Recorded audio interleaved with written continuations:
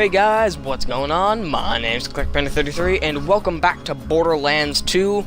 This time for a guide that I'm making for Destiny players who may, be hearing some stuff about this Borderlands game, whatever that is. And they might be wanting to get into the game. So this is episode 1 of a series I will be making for that, kind of explaining kind of the basics of the game. This first episode is going to be just the real basic stuff for the game.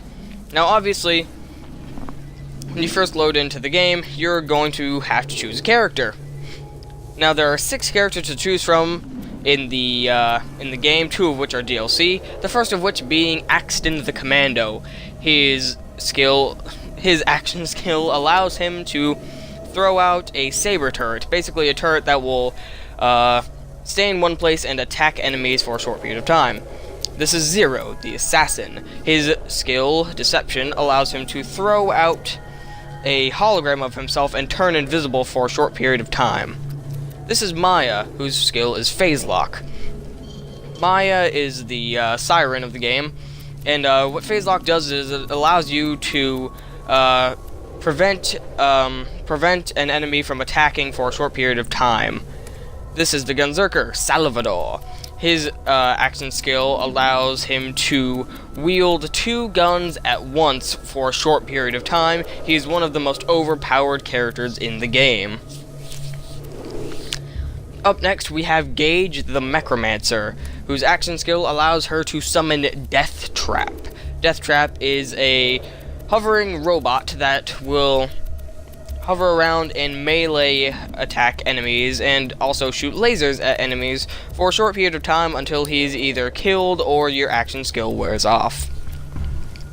Now finally we have Krieg the Psycho, one of my personal favorite characters in this game. And basically, Krieg is, like I said, a psycho enemy. Similar to the psycho enemies in the game, he is able to pull out a buzz axe and completely rampage melee things for a short period of time. Great! Now, in the game, rather than running everywhere, you are able to fast travel, this being the first fast travel station you will come to in the game. Now, having all the DLCs installed, you will see a lot of different locations you can travel to. Claptrap's Place being the default one, Hunter's Grotto and Oasis being the two of the 4 story DLCs. Story DLCs are much longer and, as I said, story-driven, rather than what are called headhunters, that being Rock Gut Distillery, Wombaum Island, Hollowed Hollow, and Marcus's Mercenary Shop, and Gluttony Gulch. Those have 1 story mission and 1 side mission. The Unassuming Docks and, I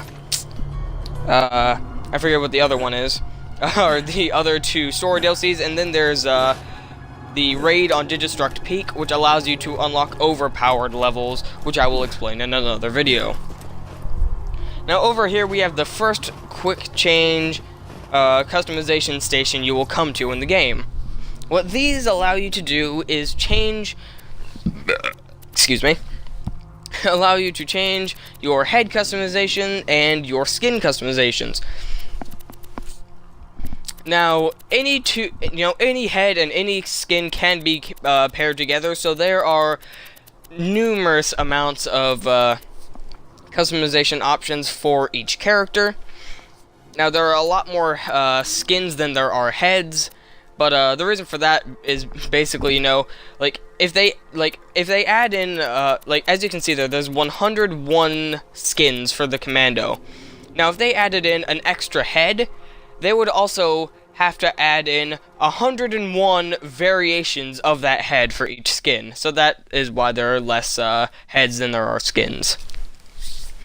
Whereas, if they added in an extra skin, they would only have to do 36 variations of that skin, 1 for each head. But here you can see the Commando's 3 skill trees. Each skill tree is very distinct from the other, but they all branch off of the same action skill. So, rather than in Destiny where you have subclasses, each one with its own unique skill, each character in Borderlands has a single skill, but 3 different skill trees that will vary up the playstyle greatly. Now, you may be asking yourself, but if there are three, separate skill trees, wouldn't it completely break the game once you got to the end game? Wouldn't, you just have all of the skills? No, because you have a very limited amount of skill trees, or skill points rather, to spend. You get your first skill point at level 5, which will allow you to get your action skill, and you will continue to get 1 skill point for every time you level up until you reach the maximum level of 72.